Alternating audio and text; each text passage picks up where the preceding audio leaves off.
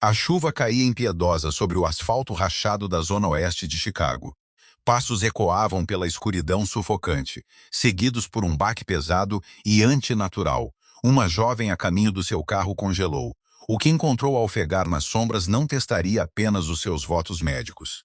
Reescreveria violentamente o seu destino. O relógio digital acima da estação de enfermagem marcava 3h14 da manhã. Chloe Dempsey apoiava-se pesadamente contra o balcão laminado do Mercy General Hospital de Chicago, os olhos a arder sob as duras luzes fluorescentes. 14 horas. 14 horas a estabilizar vítimas de acidentes de carro, a acalmar mães em pânico e a funcionar apenas com café velho da sala de descanso e adrenalina. Tinha 24 anos, estava profundamente endividada devido à faculdade de enfermagem e completamente exausta. Empurrando o cabelo loiro para fora dos olhos, Chloe marcou o ponto de saída, atirou o seu pesado casaco de chuva sobre o uniforme e saiu para a tempestade cortante de outubro. O vento que uivava do lago Michigan parecia gelo nas suas bochechas. O seu Honda Civic batido estava estacionado a 3 quarteirões de distância. Uma necessidade, uma vez que a garagem segura do hospital cobrava uma taxa diária que ela simplesmente não podia pagar, apressou-se pela Holstead Street, mantendo a cabeça baixa.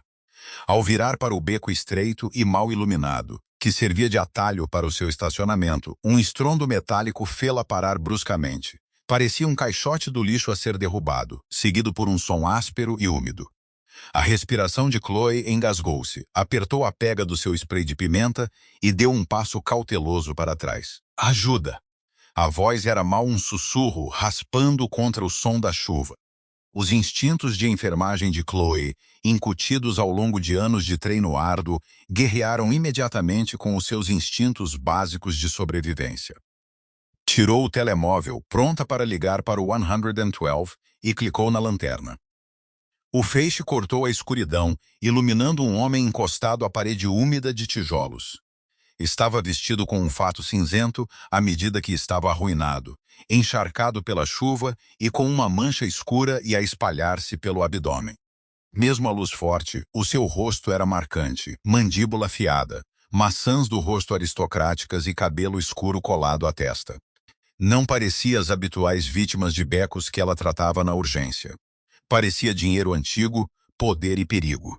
Chloe apressou-se, ajoelhando-se nas poças de água. Senhor, sou enfermeira. Vou chamar uma ambulância. Enquanto seu polegar pairava sobre o ecrã, uma mão disparou com velocidade aterradora, prendendo-se ao seu pulso como uma garra.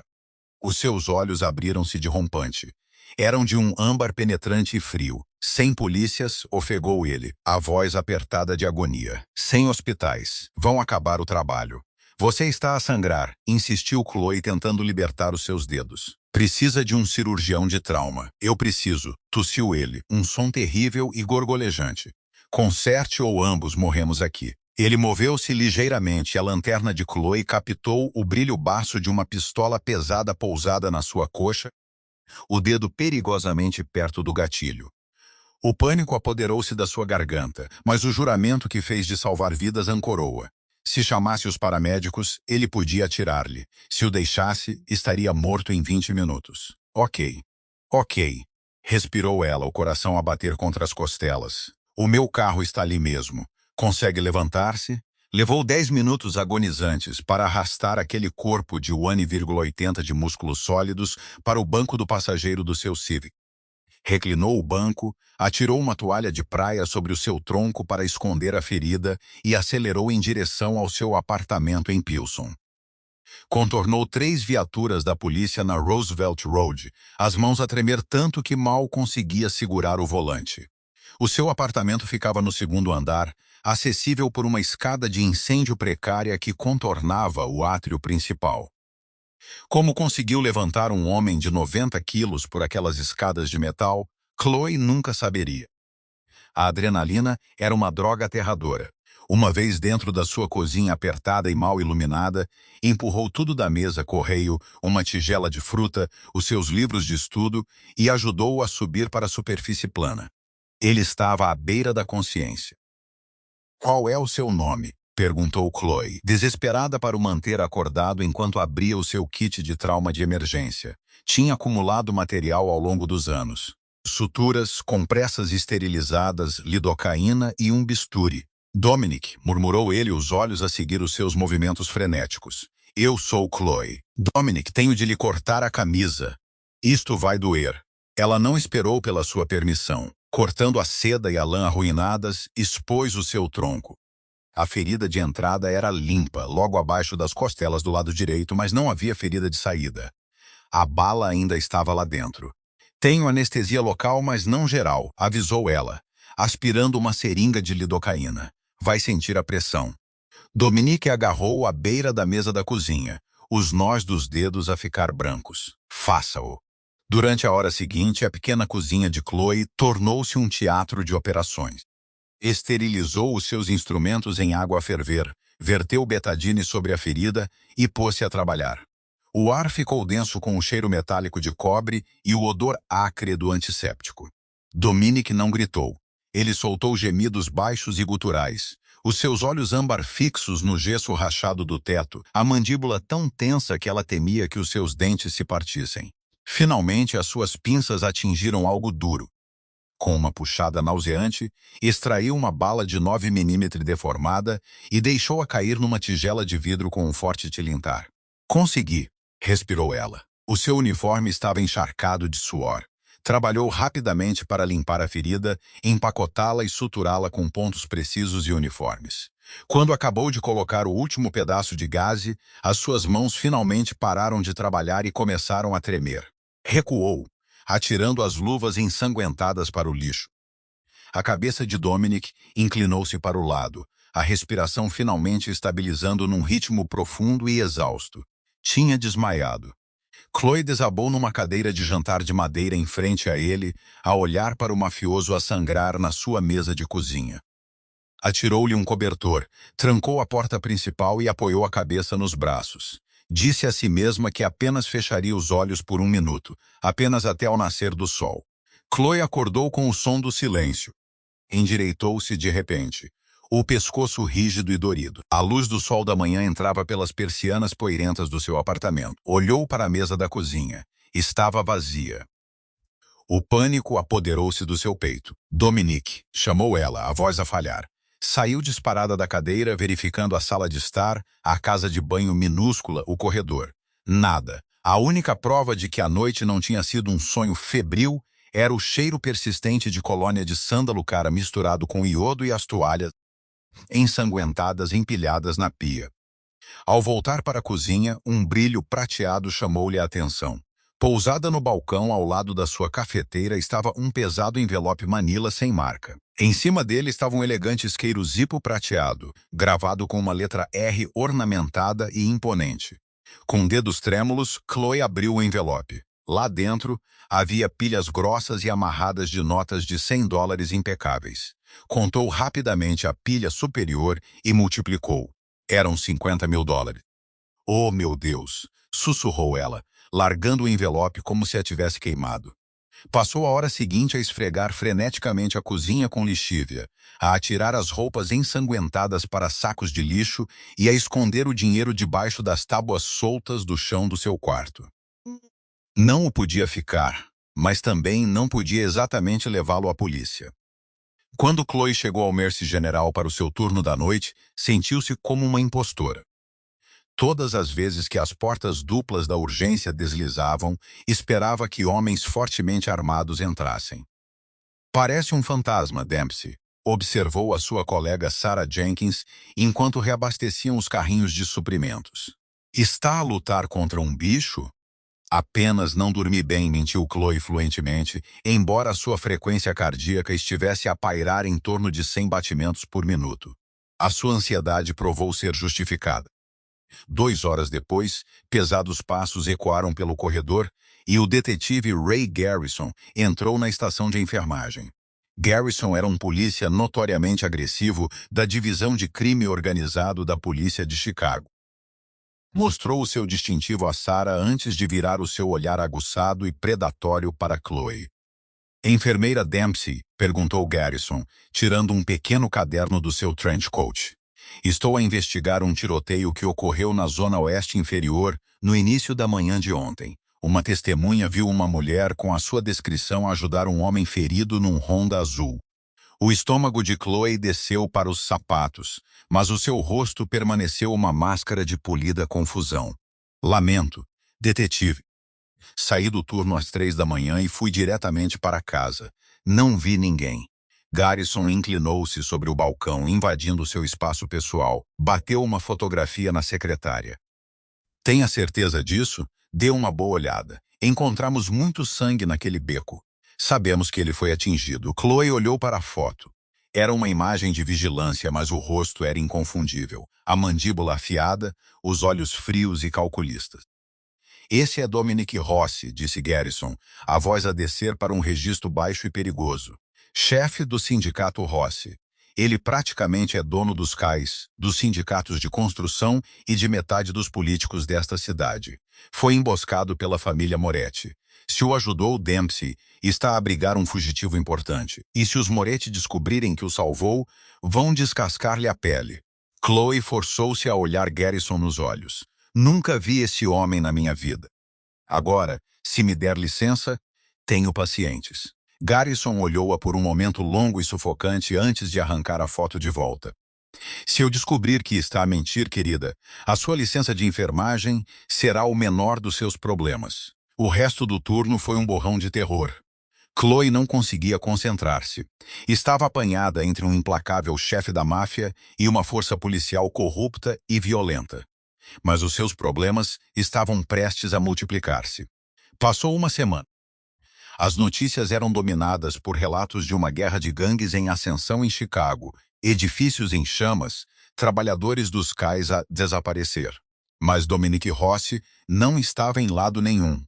Chloe tentava fingir que o dinheiro debaixo das tábuas do seu chão não existia. Naquela sexta-feira, enquanto saía para o seu carro na estrutura de estacionamento dos funcionários, uma mão maciça agarrou-lhe o ombro e virou-a. Era um homem que ela reconheceu instantaneamente. Leo, um agiota violento que cobrava as dívidas de jogo do seu irmão afastado. Ao lado dele estava um capanga mais corpulento e feio com um taco de basebol. Olá, Chloe, sibilou Leo, encostando-a contra a porta do seu Honda. O seu irmão falhou mais um pagamento. Estamos cansados de o procurar, então pensamos em vir ter com a sua irmã bem-sucedida. Não tenho o dinheiro dele, disse Chloe, a voz a tremer enquanto procurava o seu spray de pimenta na bolsa. Não falo com ele há 2 anos. O capanga deu um passo em frente, erguendo o taco. Então talvez lhe quebremos as mãos. Difícil ser enfermeira com os dedos partidos, certo? Pode motivá-lo a pagar. Antes que Chloe pudesse gritar, o quiar de pneus pesados ecoou pela garagem de betão. Um elegante Lincoln Navigator preto acelerou pela curva, parando violentamente a centímetros das pernas de Leo. 4 homens em fatos escuros impecáveis saíram do veículo antes mesmo de este estar completamente estacionado. A eficiência da sua violência era aterradora. Em menos de 10 segundos, Leo estava preso a um pilar de betão com uma pistola silenciada debaixo do queixo, e o capanga estava no chão, inconsciente, o seu taco chutado para a escuridão. Chloe ficou congelada, as costas encostadas ao carro, incapaz de processar a súbita mudança de poder. O vidro traseiro do Navigator desceu com um zumbido mecânico suave, vindo das sombras do banco de trás. Um isqueiro zipo prateado riscou, iluminando um rosto marcante. Dominic Rossi exalou um lento fio de fumo, os seus olhos âmbar fixando-se nos dela. Parecia inteiramente curado, irradiando uma aura de autoridade letal.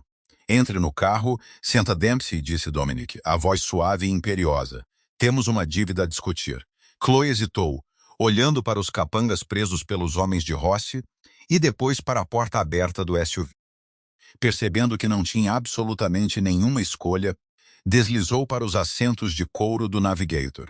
A porta bateu atrás dela, selando-a na cabina silenciosa e climatizada com o homem mais perigoso de Chicago. Dominic serviu 2 copos de um líquido âmbar de um decantador de cristal, entregando-lhe um. As suas mãos tremiam tanto que teve de segurá-lo com as duas. Não entregou o dinheiro à polícia, observou Dominic, o seu olhar a percorrer o seu rosto cansado. E mentiu ao detetive Garrison. Impressionante. Como sabe do Garrison? Exigiu Chloe, encontrando uma súbita faísca de raiva para mascarar o seu medo. Tem me seguido? Eu protejo os meus investimentos, respondeu Dominic calmamente, tomando um gole da sua bebida. Salvou-me a vida, Chloe. No meu mundo, uma dívida de vida é sagrada. Esses homens lá fora nunca incomodarão a si ou ao seu irmão novamente.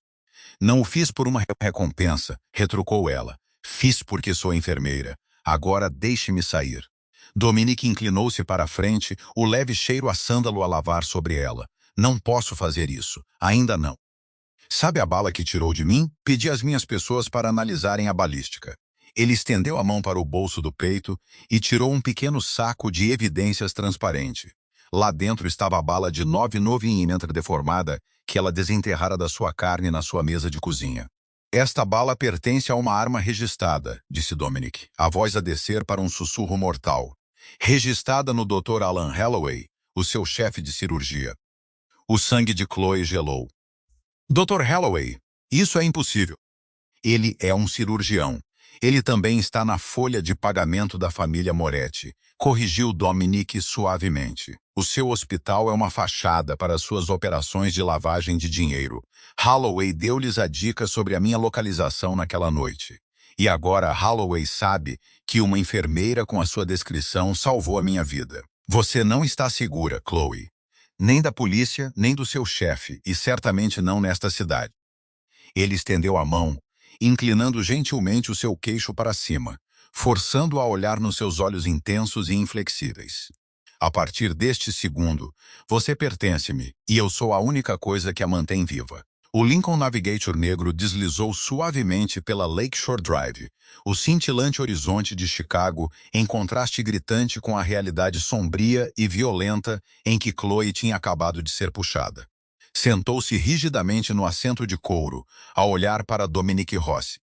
As luzes ambientais da rua banhavam o seu rosto, realçando os ângulos afiados da sua mandíbula e o corte caro do seu fato. Tenho turnos, Dominic, disse Chloe, a voz tensa. Tenho uma vida. Não pode simplesmente raptar-me porque os seus inimigos são paranoicos. Dominic pressionou um botão na consola, aumentando a partição à prova de som entre eles e o motorista. Eu não a raptou, Chloe. Eu evacuei-a. Ele estendeu a mão, tocando no ecrã do telemóvel antes de lhe o entregar. Olhe. Chloe pegou no telemóvel. Era uma transmissão ao vivo de uma câmara de segurança. Reconheceu a tinta descascada do corredor do seu prédio de apartamentos em Pilsen. De repente, a porta da sua unidade foi arrombada. 3 homens em equipamento tático invadiram o local, as armas apontadas com silenciadores acoplados. Quando não encontraram o apartamento vazio, um deles despejou um recipiente de líquido sobre o seu colchão e atirou um sinalizador. O feed cortou para a estática enquanto o quarto explodia em chamas. Chloe largou o telemóvel, as mãos a voar para a boca para abafar um soluço. Tudo o que possuía, o seu diploma de enfermagem, as fotos da sua avó, as suas roupas, desapareceu num instante. Dr. Holloway não apenas lhes deu a dica, disse Dominic calmamente, os seus olhos âmbar suavizando-se enquanto ele observava o seu pânico. Ele autorizou um ataque à única testemunha. Se eu não tivesse interceptado aquele agiota hoje, você teria ido para casa para isso. Os Moretti não deixam pontas soltas. Por quê? Sussurrou ela, lágrimas a derramar-se sobre os cílios. Por que é que um chefe de cirurgia se envolveria com a máfia? Porque ele deve à família Moretti 4 milhões de dólares em dívidas de jogo clandestino, explicou Dominic, tirando um lenço de linho imaculado do bolso e pressionando-o gentilmente nas suas mãos trêmulas. Ofereceram-lhe uma folha limpa se me eliminasse numa gala de caridade na semana passada. Quando sobrevivi e desapareci, eles entraram em pânico.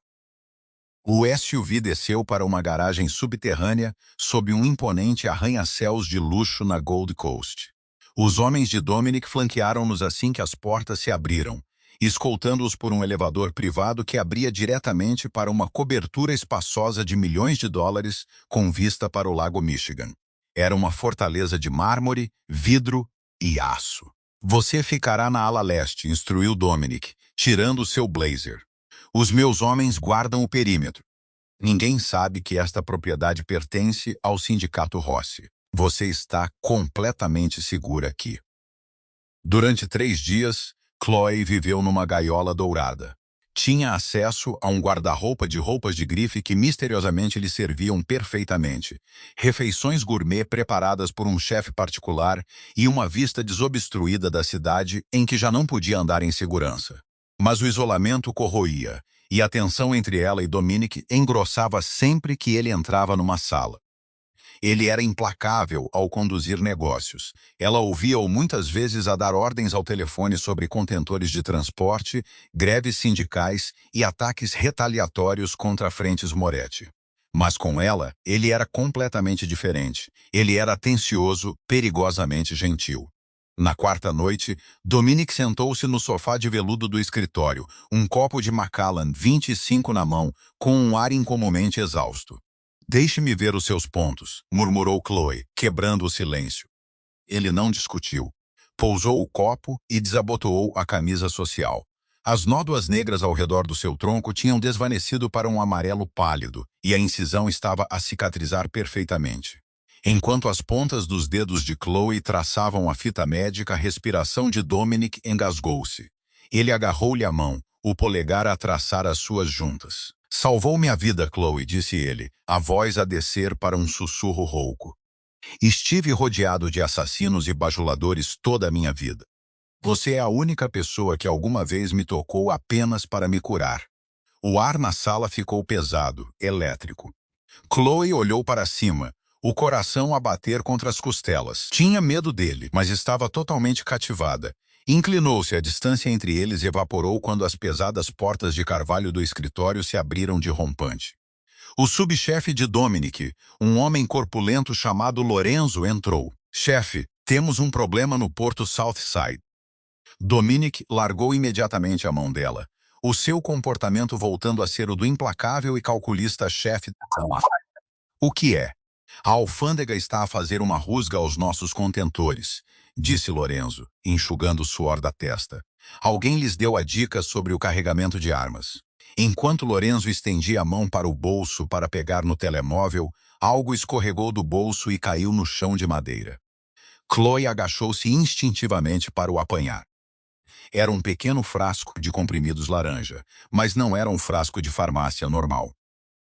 Os olhos de Chloe fixaram-se no rótulo. Era um coagulante especializado e altamente restrito, Surgicil Fibril, usado estritamente em alas cirúrgicas de trauma elevado para parar hemorragias internas graves. Especificamente, era o lote proprietário exato que o Northwestern Memorial e o Mercy General usavam. Lorenzo arrancou-lhe o frasco das mãos, os olhos a faiscar com súbito e perigoso pânico. Apenas uns comprimidos para a pressão, grunhiu ele, enfiando-o de volta no bolso. Chloe levantou-se, o seu treino médico a gritar-lhe. Aquilo não eram comprimidos para a pressão. Eram suprimentos cirúrgicos que só podiam ser requisitados por um médico sênior. Um médico como Alan Holloway. Olhou para Dominic, que observava a troca com os olhos semicerrados. Lorenzo era o rato. No momento em que Lorenzo saiu da cobertura, Chloe virou-se para Dominic. O seu pulso acelerava, mas a sua voz estava surpreendentemente firme. Dominic, aquele frasco que Lorenzo deixou cair não era para pressão arterial. É um hemostático cirúrgico altamente restrito. Requer a autorização de um chefe de cirurgia para aceder ao armário de suprimentos. Dominic congelou, os seus olhos âmbar escureceram para um abismo aterrador. A traição atingiu-o silenciosamente, mas a violenta mudança na atmosfera da sala era palpável. Lorenzo foi o único que soube a minha rota exata na noite em que fui baleado, sussurrou Dominic, as peças do puzzle a encaixarem-se. Ele tem vindo alimentar informações para Holloway, que as passa para os Moretti. Lorenzo recebe o meu trono quando eu morrer. Dentro de 1 hora, a cobertura transformou-se numa sala de guerra. Dominic não executou Lorenzo imediatamente. Em vez disso, alimentou o seu subchefe com uma informação falsa. Dominic inspecionaria pessoalmente um armazém nos cais do Navy Pier à meia-noite, altamente vulnerável e levemente guardado. Fique aqui, disse Dominic a Chloe, enquanto carregava uma elegante Beretta 92 FS. Eu acabo com isto hoje à noite. Não, disse Chloe, interpondo-se no seu caminho. Usava um trench coat escuro, a mandíbula tensa com uma teimosia que ela não sabia possuir. Se Holloway estiver lá, ele conhece a minha cara. Se Lorenzo perceber que foi descoberto e cancelar o ataque, eles virão atrás de mim novamente. Eu vou com você, mantenha-me no carro blindado, mas não me deixe para trás. Dominique olhou-a, um inegável lampejo de admiração sombria nos seus olhos. Acenou uma vez. A chuva tinha voltado a Chicago quando o Navigate blindado entrou no distrito de armazéns abandonados. Os relâmpagos iluminavam as vigas de aço enferrujadas e as janelas partidas.